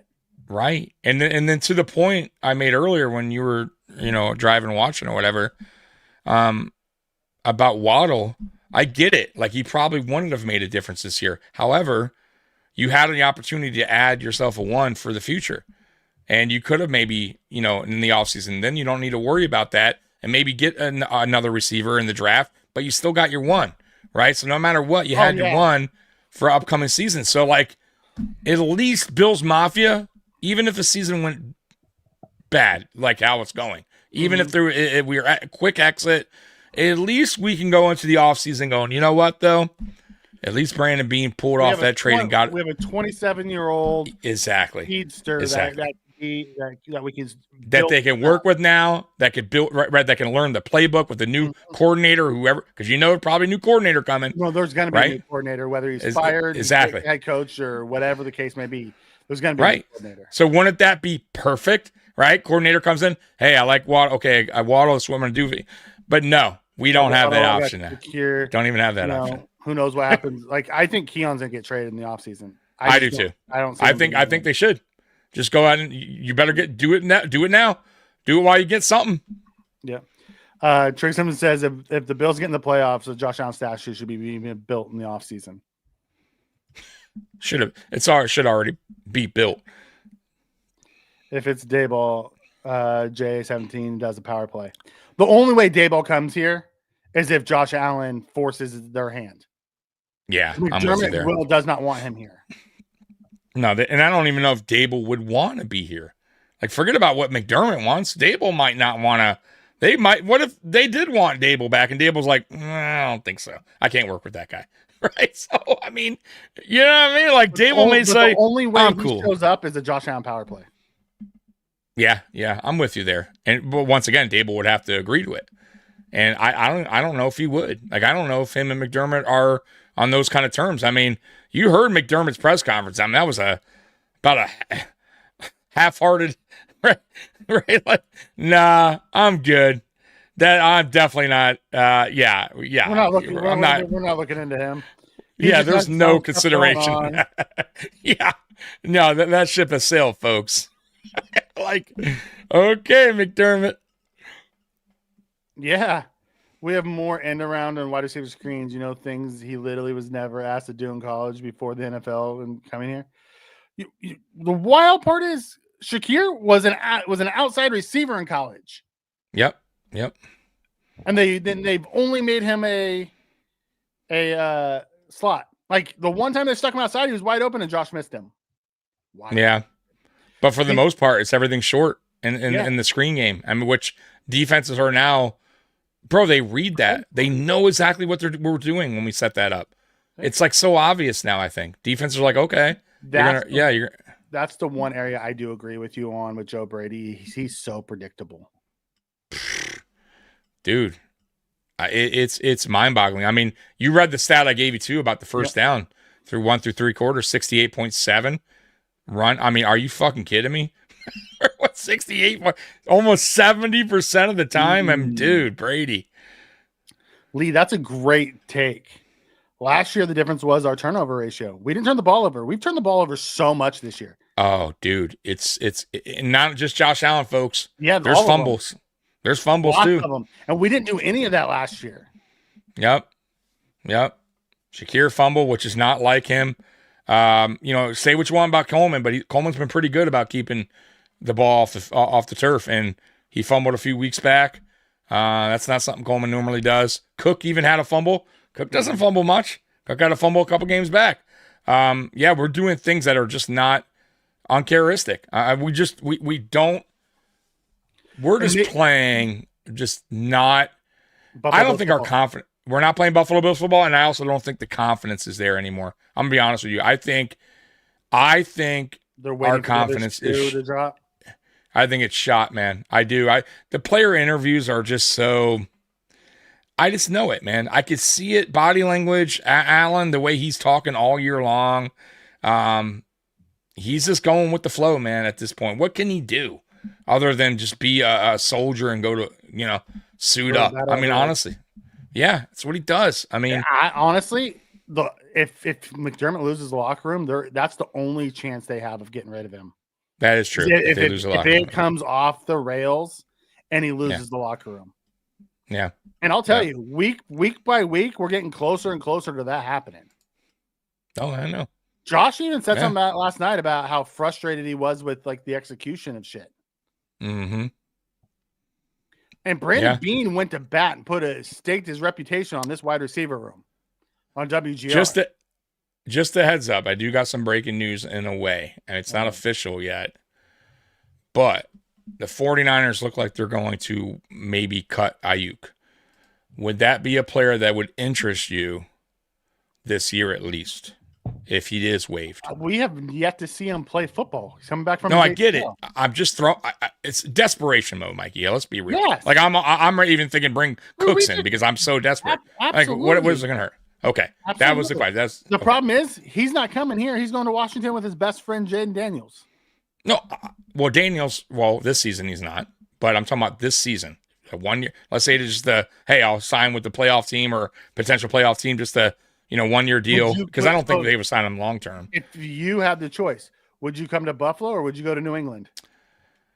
Well, if New England I don't know what if New England wants him, but yeah, I would go to New England. I would go to the team right now. New England was in the market for wide receivers at the deadline too. No, I know. I'm just throwing the name out there. I'm just saying if he was available, would you entertain it? Would you entertain that? Okay. So he may be available. Well, I mean, I have no faith that McDermott and Brady would know how to use him. But I get it. But I like the talent here? Absolutely. Right. Because he does have wide receiver 1 upside. Correct. So I would be listen, guys, and I was saying this earlier. I don't care at this point, man. Like nobody's really doing anything. At this point, it's kind of desperation mode, and it's sad to say. But if you're Brandon Beane, like you already dropped the ball with the trade deadline, it's not going to hurt by signing one of these guys, Brandon Cooks or even Obi. I don't care. Even Obi, it doesn't matter. I really could care less. You signed McCole Hardman, you got on the IR. Let's do it again, baby. Let's bring up the next guy. You know what I mean? Like, what is it going to hurt? You got guys getting -3 yards. Like, it can't get any worse. But the problem is, I don't know if any of those guys will sign here after watching how the route tree that's been going on. Unless they're confident in themselves, unless they think they can come out and do something, and they want to prove something. I don't know. Or the fact that it's Josh Allen. That is the one thing I will say, Mikey. Playing for Josh Allen. You get what I'm saying? McDermott said in his presser today, he's saying he doesn't want no adjustments made. Yeah, that's what I'm saying. So it's definitely. Listen, we agree with that. And me and Mikey are totally. I truly believe, and I've said this. Now, I do agree that he's very predictable. I truly believe that Joe Brady's been handcuffed by McDermott. Slightly. I'm interested to see when he leaves if he does any better because this is his second opportunity in the NFL. And from what I read, from articles, like I said, he needs to get away from defensive-minded head coaches because Matt Rule is the McDermott clone. You know what I think he needs to do, Mikey, in my honest opinion, because I don't hate the guy. I think that he could be potentially a decent OC, but I think he needs to go to college. I think he needs to either go ahead and be a head coach there or even OC, kind of get his, get back into, being confident, calling plays again, like getting back to what he does best. If maybe a totally different style of offensive play calling, run his style. Build your name up because then NFL coaches are going to go in. That guy's running a hell of an offense in college. Then he might get another opportunity where, maybe an NFL coach will go. I guarantee you, if he left this offseason and he doesn't get a head coach anywhere, someone's going to pick him up as their offense coordinator. They'll take a chance because you know why? Ken Dorsey got a chance. So I'll agree with that, but that doesn't mean the team, there's not going to be a whole bunch of guys or a whole bunch of teams. It could be another, could be another same situation. So for me, like I said, college would be probably his best route because there he could probably open it up a little bit more because college is a little bit different and just get your name. And then you got a lot of teams offering your services. You know what I mean? Because I don't think there's going to be a lot of teams in the NFL, Mikey, to be honest with you. Not like this because I think his as the season's going on, Mikey, I think that value of him as a great OC is dropping. And no matter what, inside your mind, but I think around the league because you hear them talk about McDermott's taking a lot of heat around the league for handcuffing his offensive coordinator. I get that, but Ken Dorsey also was talked about around the league as being smart, bright, intelligent. Could be a head coach. Like I'm just saying, it's not for everybody, and not sometimes. Offensive coordinator is not your thing or head coach. Ken Dorsey is over in Dallas right now. He's doing a really good job, pass game coordinator.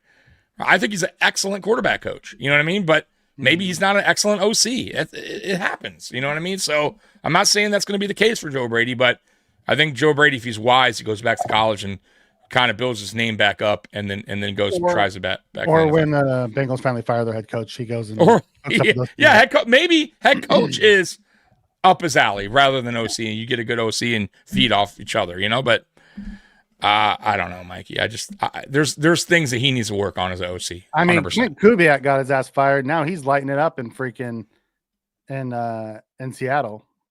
It's also has to do with the situation you're in. Yeah, 100%. It's crazy how the Texans coach, how quickly he got that defense going, huh? 2 years. Good. I mean, he also had 2 first. Yeah, good draft picks. Exactly, it's a big difference. I get it. And like. But he also schemed it up, though. He also got a coordinator. Yeah. He's also doing the right things, right? You can get the players, but you don't scheme it up. It don't matter. We know this. They also were down for quite a few years, and they hit on. They were. Draft picks. They were. It is what it is. Yeah. There was execution on the field last night. Josh Allen was executed. Yeah. You're not wrong. Yeah. Shows up for anything. Article says he was in breach of contract for no showing, no practice, team meetings, and more.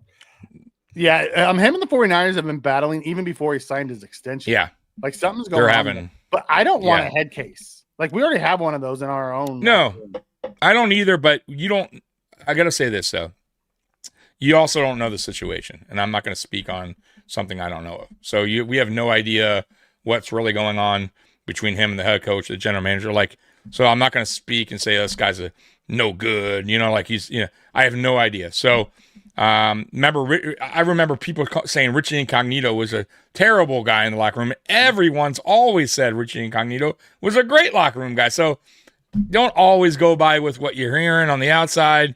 That's why I say, man, sometimes you got to take a gamble on some of these players and not so much about the stories you're hearing about them. So, unless it's repetitive. Everything was fine with Diggs until McDermott wouldn't own up to the 13 seconds, and that's what broke them. Exactly. But yeah, Mikey, I mean, that's about it, right? I mean, you got anything else? No, we do got the. Do you even want to go stock up, stock down? I mean, was there even much, or you want to avoid that tonight? Was there a stock up? They do have a. You want to see it? You guys have. Okay. All right. Let's see it. Let's see stock up, stock down for. Let's see if this is the first time I ever agree with them. Yeah, my silent co-host here. All right, here we go. Stock up, James Cook. I think we can both agree on that. Okay. Stock down, the Bills' offensive line. Yep. I think we can agree on that. Stock up, Jordan Poyer. See, I wouldn't say Poyer. I would have said Cole Bishop. But I didn't think Poyer played bad, so I can get on board with that. I would say the safeties. Stock up. Say the safeties in general stock up. Yeah, I'm with you.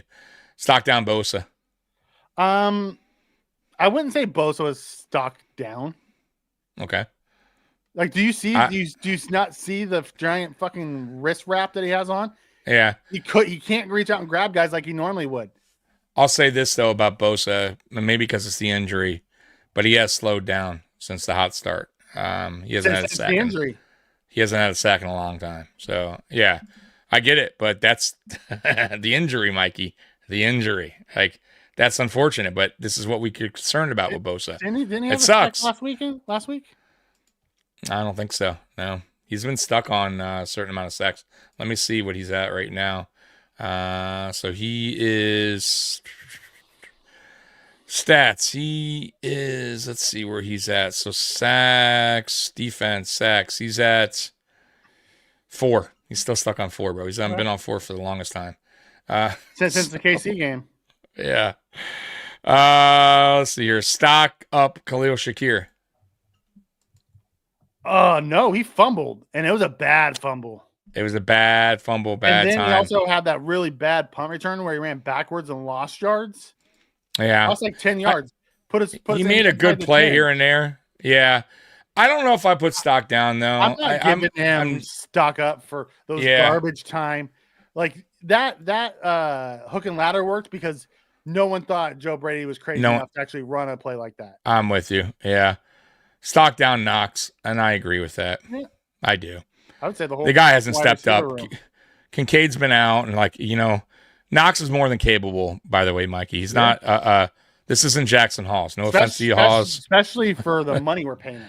especially if, you know what I mean. Like we're treating him like he's a garbage tight end, like he can't catch out the, he's only blocking. Like Here's a question for you.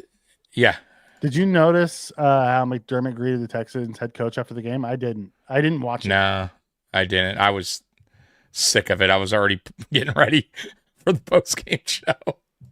Is that it? Let us know how you greeted him. But that's it. Anybody else that you would like to add at Stock Up, Stock Down? Guys in the chat, if you want to add somebody. Have Ray Davis on there? Stock Up, you're right. Yep, I'm with you. Stock Up, Ray Davis. Who else? The rest of the team stock down. Right. I'm with you. How do you not have the linebacker stock down? All right. How do you not have the defensive line stock down? Like outside of Dean Walker, who I think was good again last night. And you know what? I take that back. I messed up his name every time. Ogunjobi. Ogunjobi actually played well last night. I saw him play bad multiple times. Yeah, he didn't play bad. I'll give him that. I'll give him that. Yeah. Stock down to our kicker. Pretty much kind of cost us the game almost. I missed in the extra point. He did. I hate that. By the way. There. Yeah. Ball game. We're going to OT.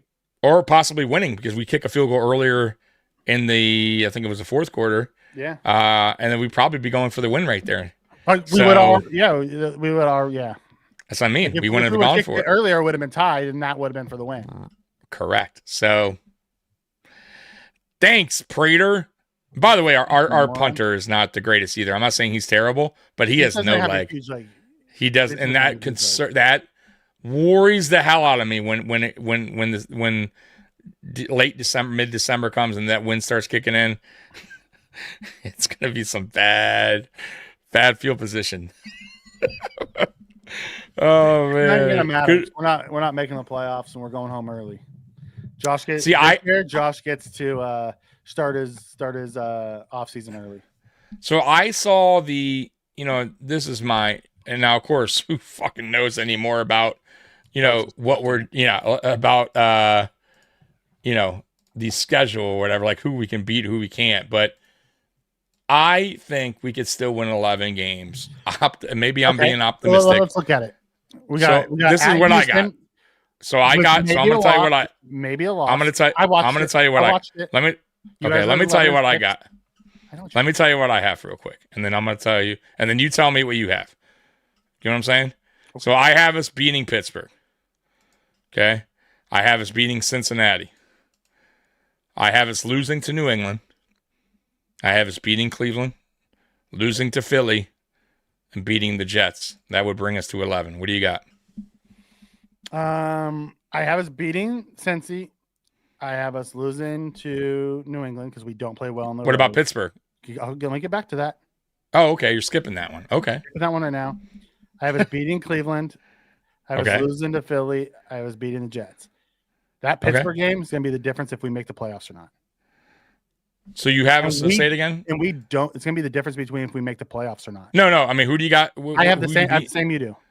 Outside of Pittsburgh. I don't know if we go into Pittsburgh and win. We're like under 500 on the road the last few years. So but that would be 10 wins. 10 wins would get you in. I don't think if you have the same as me. I don't think you don't think so. I do. I do because so looking at the standings, right, as we sit today. So the playoffs, right? So if we look here, in the playoffs, where are they at right now? Okay, so the playoffs. Burrow's back and the fucking Cincinnati just shoves up our ass. Jacksonville is 6-4, right? I'm talking about teams right now that are currently behind us, right? Houston's at 6-5. Houston's playing good defense. They're getting CJ Stroud back. Okay, they're still behind us. We'll see what happens. And they have the tiebreaker, but they still gotta continue on this winning streak, right? You got Kansas City Chiefs at 5-5. They also are a team that has to win some games up, and they don't have an easy schedule coming up. And then you got the Dolphins, 4-7, and the Bengals are 3-7. Like, honestly, Mikey, it's not. I think 10 will get you in. I do. Okay.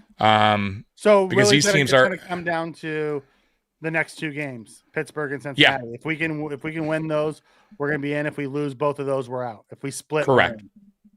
Exactly. I'll give you that. Exactly. If you split, we're still in. I still think we can get 10. And now, look, and that's me just being optimistic because the way the season's going, we could potentially lose Pittsburgh. We could potentially lose even the Cincy game because Cincy has offense. They're going to put points against us. And how will our offense respond? That's a big question. We're at home. That's a good thing. But I will say this. We've never played the Bengals pretty well. Ever. Like the Bengals have played us very good. So Burrow will be back, right? And then you go on the road to New England. That could be potentially a loss.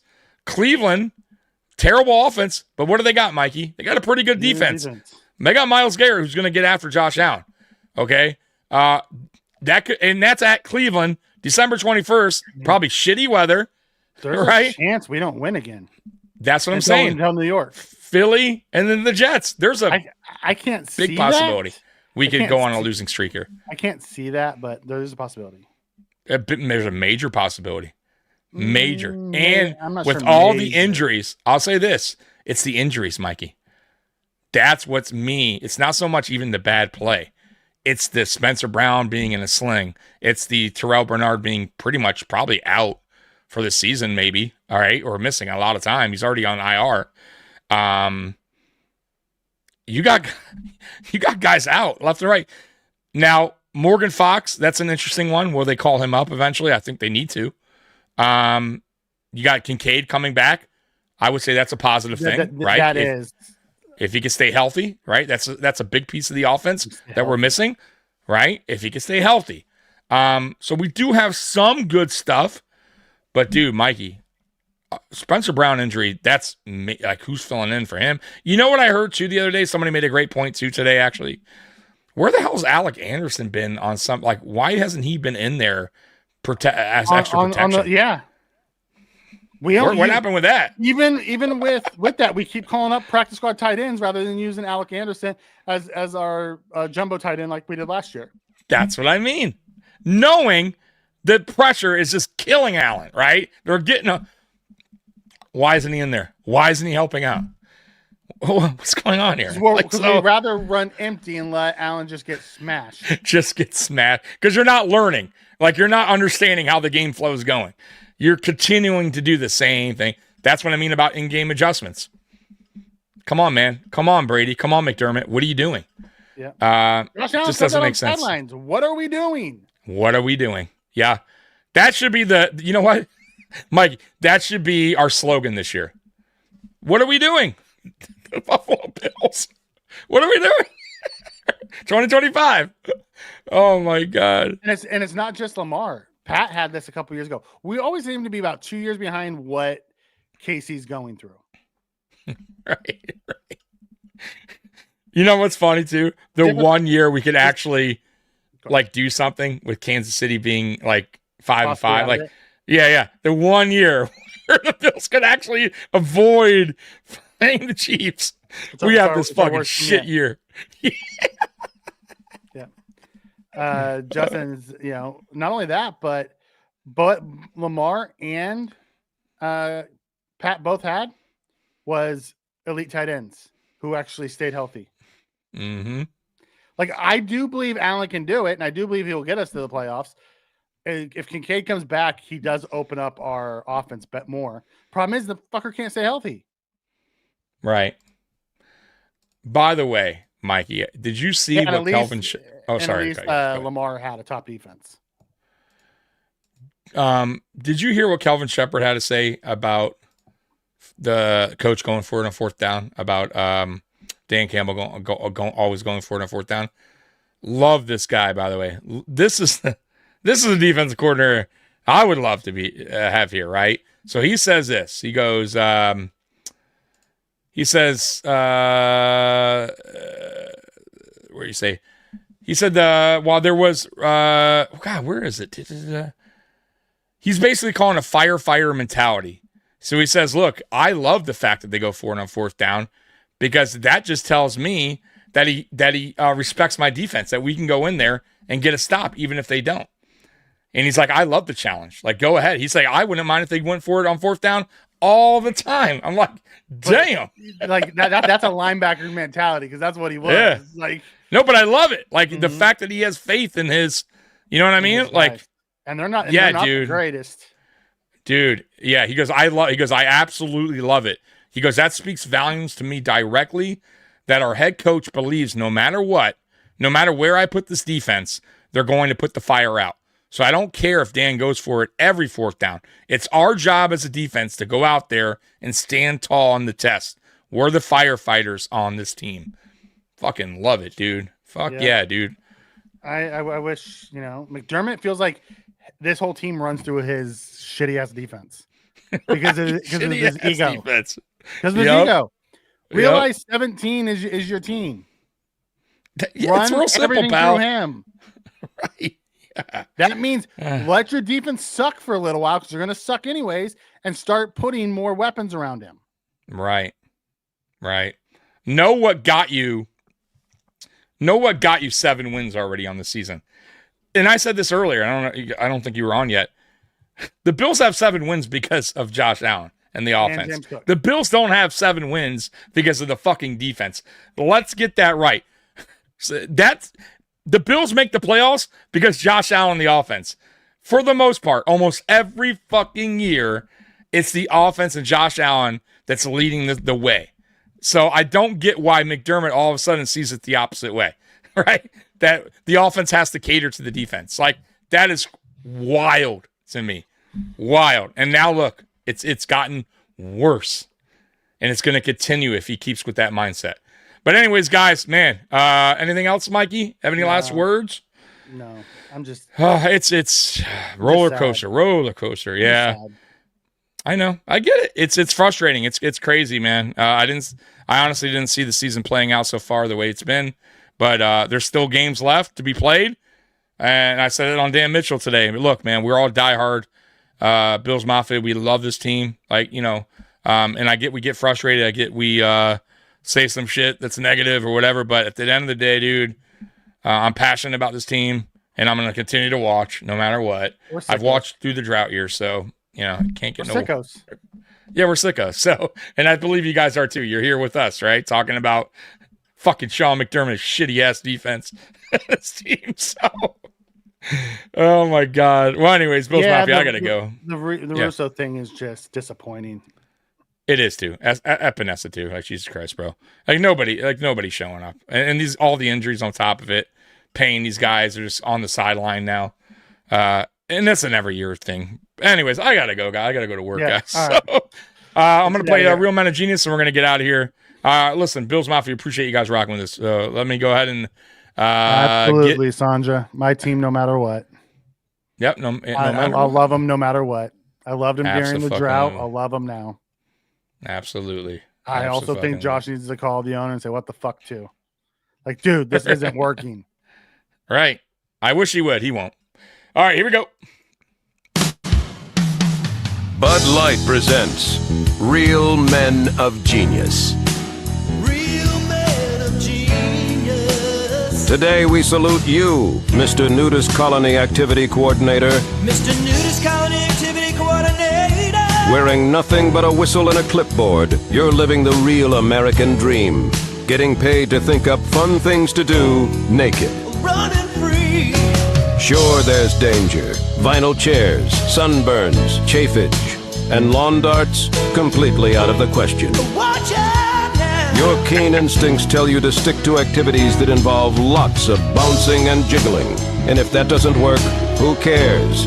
You're all naked. It's your birthday. So crack open a nice cold Bud Light, nudie boy, because we all know when the going gets tough, the tough get naked. The Nudist Colony Activity Coordinator. Bud Light. And I'm going to St. Louis, Missouri. Yep. There you go. One more. We're out of here, folks. Let's see here. All right. I'm always trying to find ones here for you guys, new ones, but I don't. And I won't be here on Monday. Go ahead. I won't be here on Monday. So for those of you that are, have a great holiday season. Enjoy Absolutely. enjoy your family, all that fun stuff. And we'll be back for Friday Night Lights afterwards. That's when I'll be back next.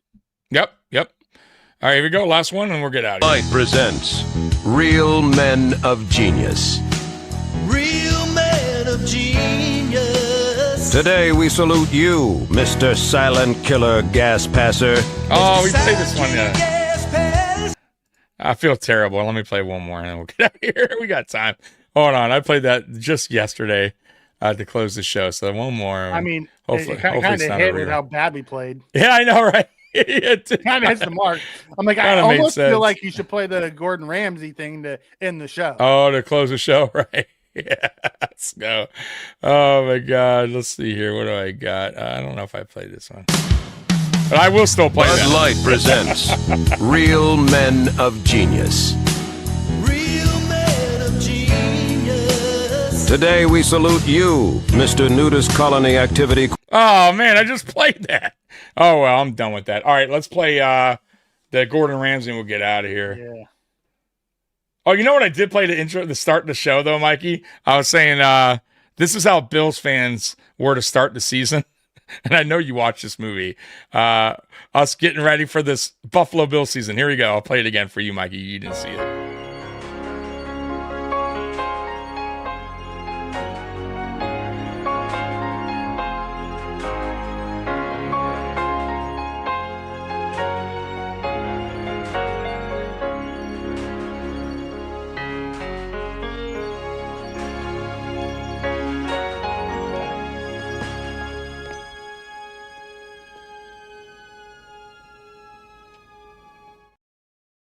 Right. Like, That's awesome. and like them, we should have noticed that the parking lot was empty. Right. We should have known better. God damn it. The parking lot was empty. They should have known something was up. The wide receiver room was a little. We should have known something was up. Right. But I did see it. I watched. did you? The show. That's why I put in my favorite intro. All right. I love it. You know what, though? Instead of the Gordon Ramsay, we'll close it out with this one. In my opinion, that sucked. What's that? Playoffs? Don't talk about it. Playoffs? You kidding me? Playoffs? I just hope we can win a game. That's a great one to end the show. Yeah, it's all right, Bills Mafia. I'll be back tomorrow at noon for AFC East Shakedown. I'm going to get absolutely destroyed on there. Enjoy that And then Monday, I got Arthur Remotes coming on to the podcast. At 9 p.m. Aramis will be the special co-host since Mikey will be at dinner with his work. Yep. And then me and obviously Mikey will be back for Friday Night Lights next week. So appreciate you guys once again. Bills Mafia, you guys rock. And as always, go Bills. We're out of here. Peace. Go Bills. Just let your soul glow. Just let it shine through. Just let your soul